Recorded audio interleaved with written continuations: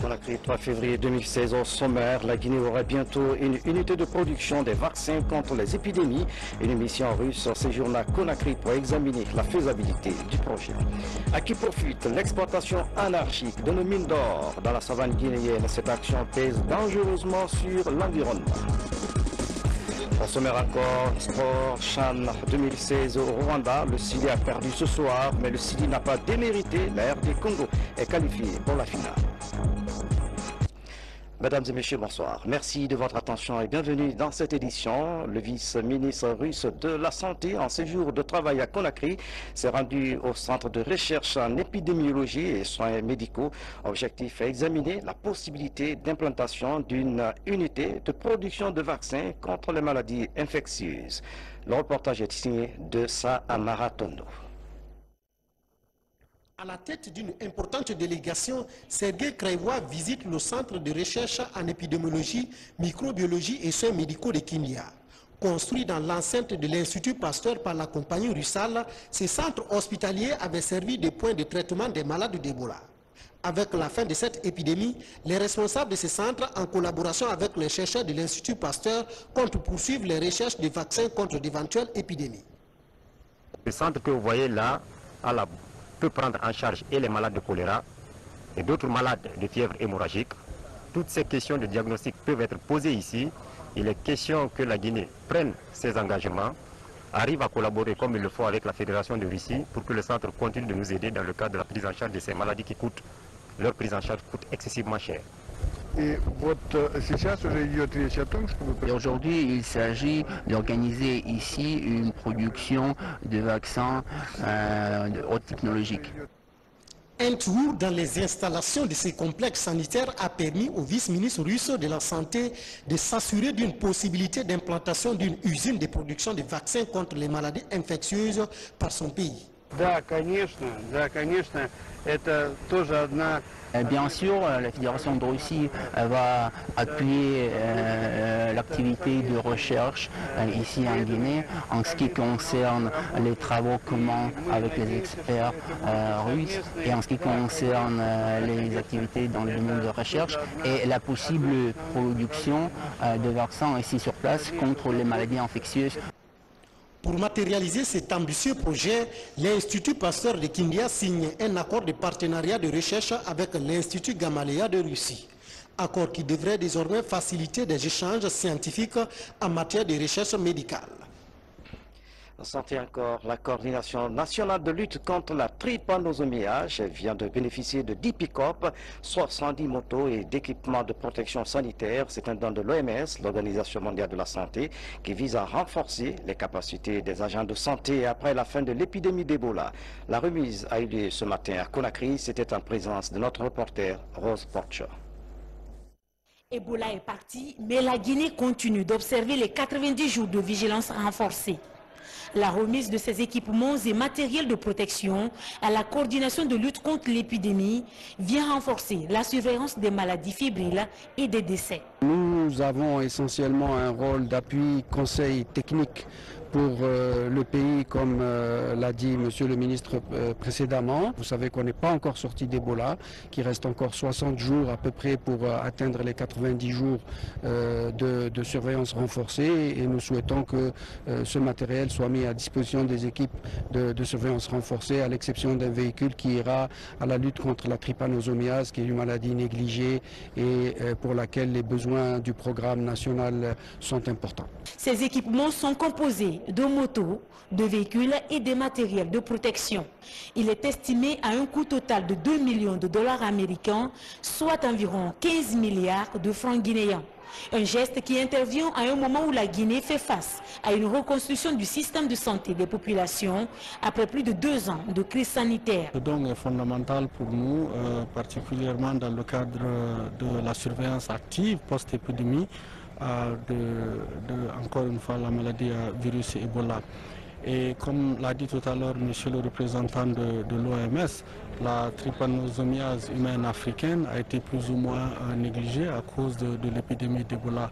à l'exception d'un aspect du programme.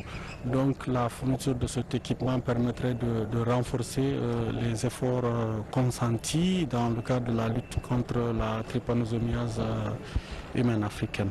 Parmi ces lots, le programme national de lutte contre la trypanosomiase, la maladie du sommeil, bénéficie aussi d'un véhicule.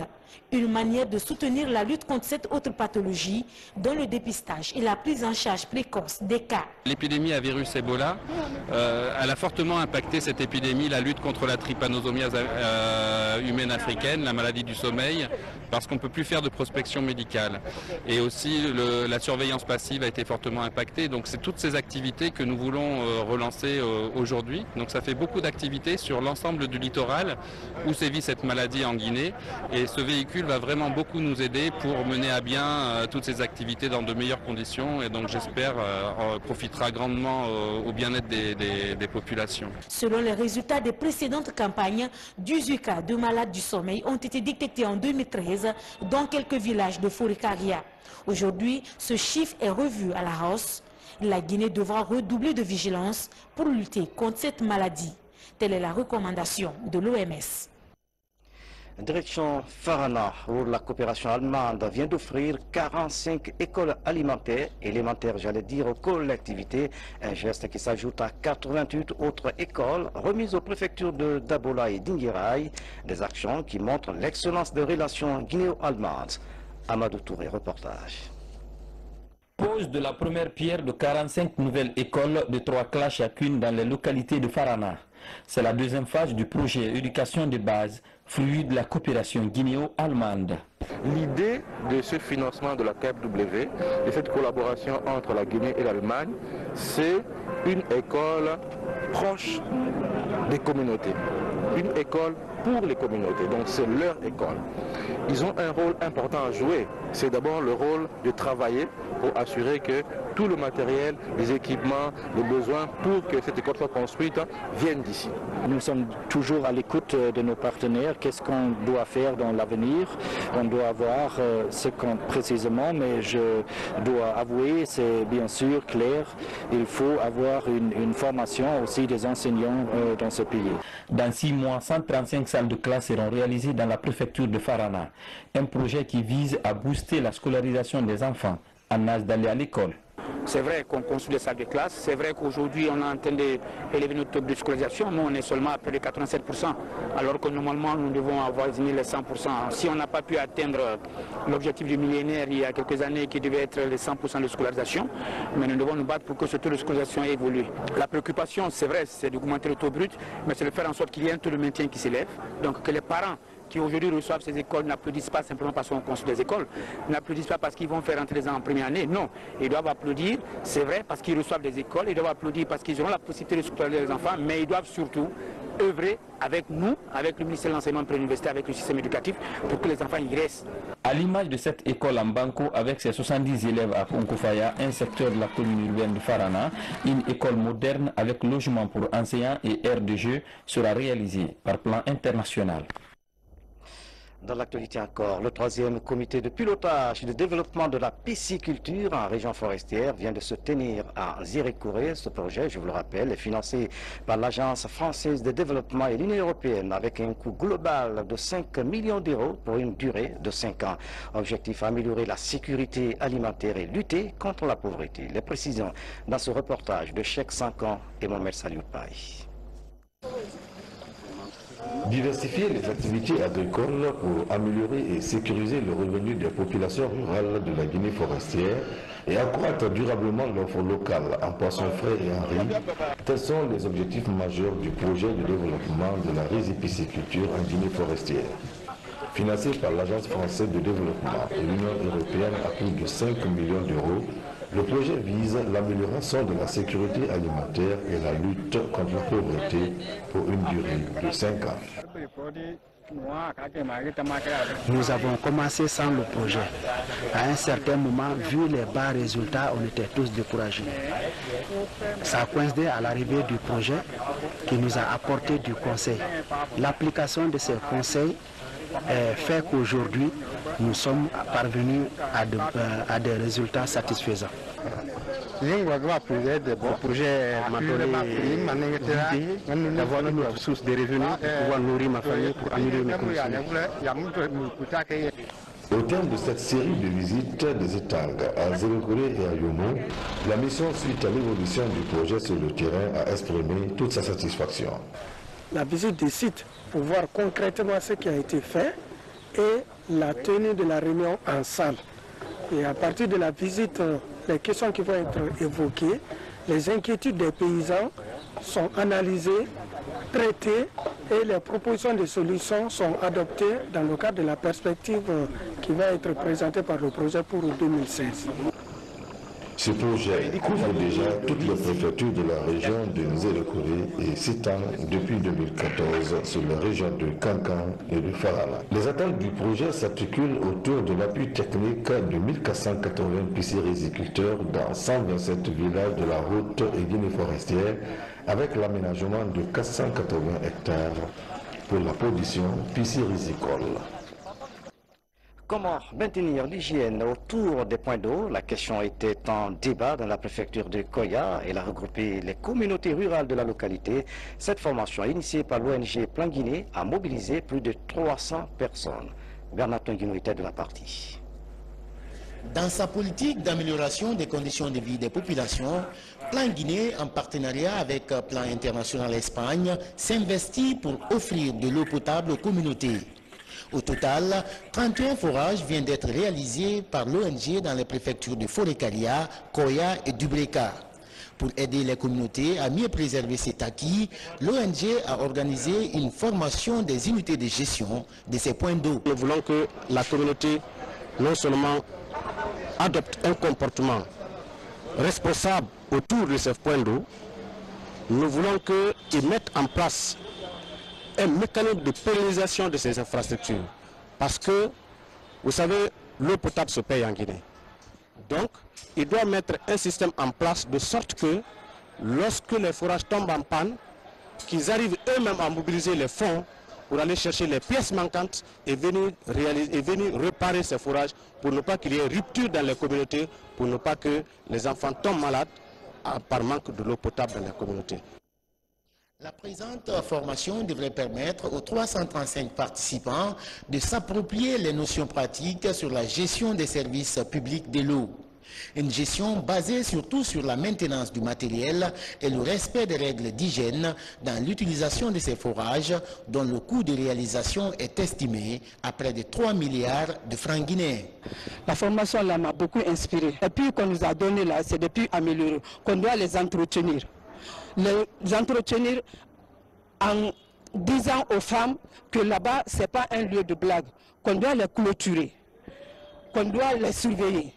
En les surveillant, ça pourra nous rapporter et que ça peut durer ça peut être des puits pérennes. Plan Guinée interpelle les communautés sur la préservation de toutes ces réalisations.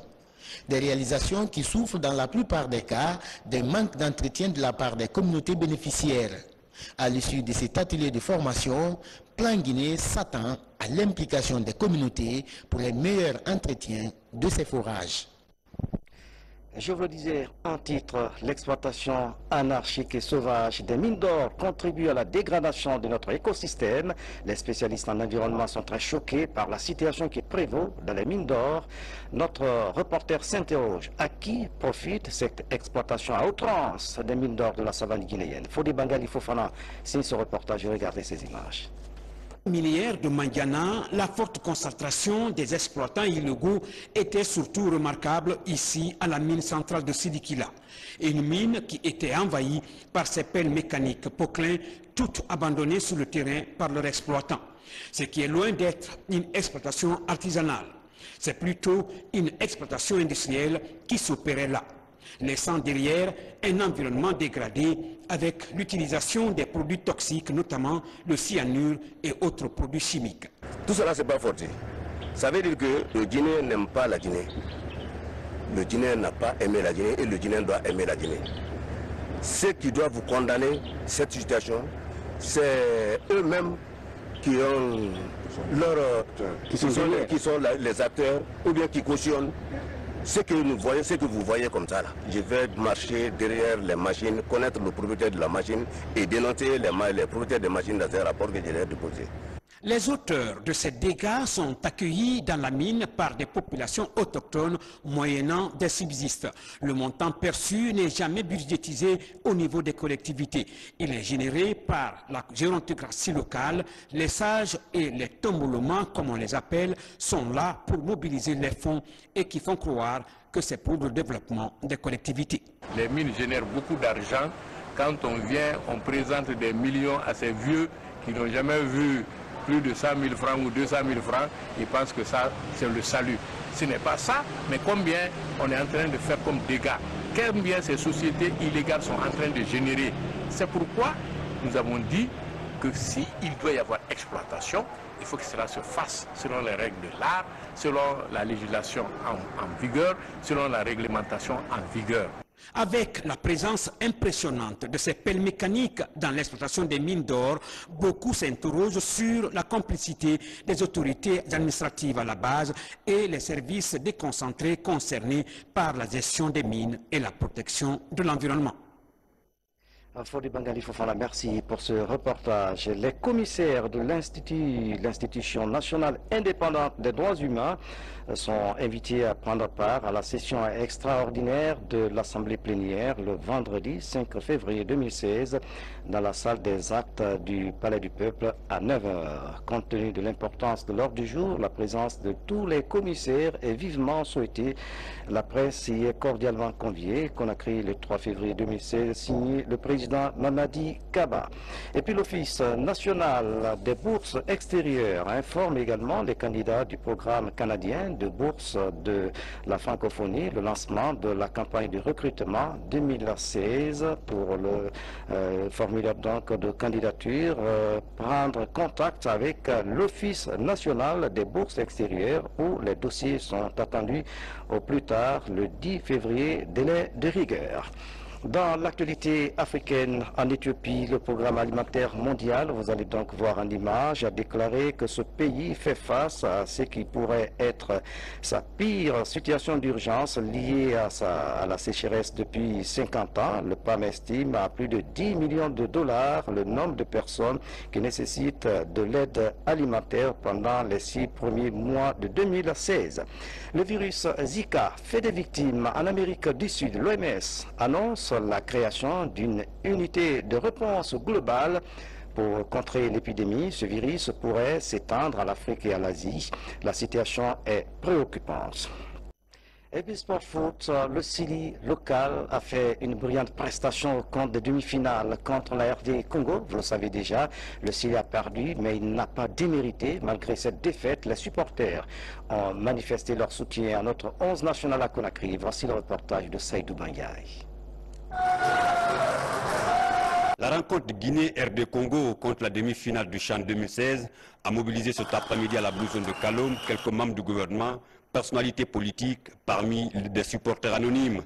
Pendant 120 minutes et plus, le soutien à l'équipe nationale locale était total. Il faut permettre à chaque fois que cela est possible que les jeunes Guinéens se retrouvent ensemble pour partager des émotions. Remercier la jeunesse guinéenne tout entière, remercier le peuple de Guinée pour le soutien que le peuple a accordé au Sili national local pour cette prestation. Je félicite l'entraîneur Lapé Bangoura et tout le staff technique, tous les joueurs qui nous ont montré un football remarquable durant ces phases finales du CHAN. Avec le niveau de prestation affiché par le Sili local, les autorités en charge des sports sont confiants quant au grand retour de la Guinée sur l'arène africaine. Le Sili national, au-delà de ma modeste personne, a impressionné l'ensemble du peuple guinéen et surtout l'ensemble du peuple africain. Vous avez vu ces derniers jours les commentaires qui fusent partout dans la presse internationale, vantant la qualité du football guinéen. Ces mérites cette considération pour notre football.